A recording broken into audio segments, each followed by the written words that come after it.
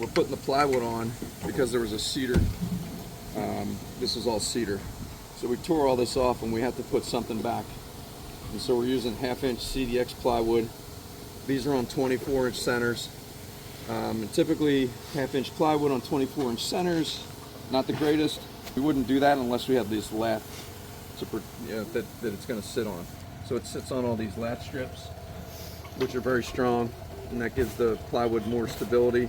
But it also, you start to get into a scenario where if you don't move these lath strips in the right places, then the plywood will warp and buckle. So a couple of the things that we're making sure we do is where horizontally these pieces of plywood meet, we make sure that there's a space or a gap, because right now it's about 30 degrees, and when this expands to, like when this plywood's 150 degrees and the attic is really hot and the heat from the sun is beating down on it, this plywood's going to expand. It's not going to expand a ton, but it's going to expand. So if there's no room for it to expand, then it's going to buckle, and it's going to buckle the shingles, it's going to buckle the plywood, and then it's going to look ugly up here. It's going to be a problem. So we don't want to have to ever come back. And if we do, we definitely don't want to come back because of that reason, where we're taking shingles out 5 years from now and trying to cut plywood and trying to redo everything. You know, it's just not a good scenario. So to engineer this on the front end, we make sure that there's enough room for this plywood to expand and contract. And then also, if you see these lath strips, we have to make sure that the top of these pieces of plywood are half on a piece of lath and half off, so that when this next piece comes in, there's something to make sure to maintain a level surface so that the plywood doesn't buckle and give a weird look to the plywood over time. So we make sure that we either have to add a piece of this lath or we move the lath up and down. Sometimes we get lucky, we don't have to move anything. Sometimes we got to add a piece of lath board on there. And then we got to make sure that this gets nailed and sits on these rafters. So you'll see this rafter here vertically is in line with pieces of plywood that are down there where the seams meet, and that's intentional.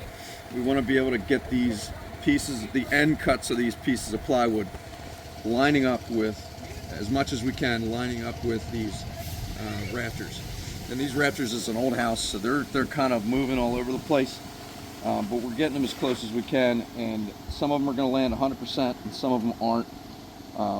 When we get to a house where they're really crooked, we'll use a lot of plywood and waste a lot of plywood because we've got to cut these pieces to fit on these. But they've spaced them 24s, and they're somewhat straight. This is like from, I don't know how old this house is. Do you know?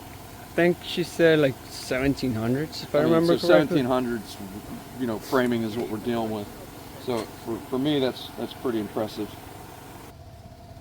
This is what I was talking about earlier, where we get that gap. We use a 16 penny nail to give our gap between the two different types of plywood, so that we can create a room for expansion and contraction of this, so it doesn't buckle the plywood over time.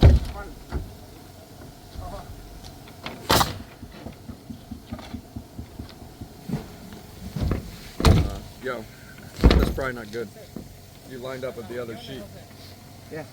You gotta go out, yo. Yeah, you gotta take off. You're gonna cut it? No,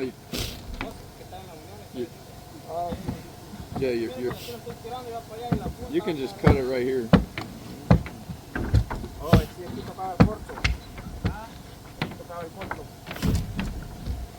Yeah, beat this one in that. So anyway. Here, watch that. And put the space there, bring it down. Lines up with the rafter.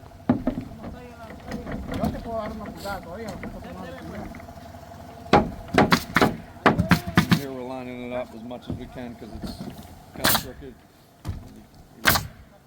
hit those nails on each one of these layers. And that's it.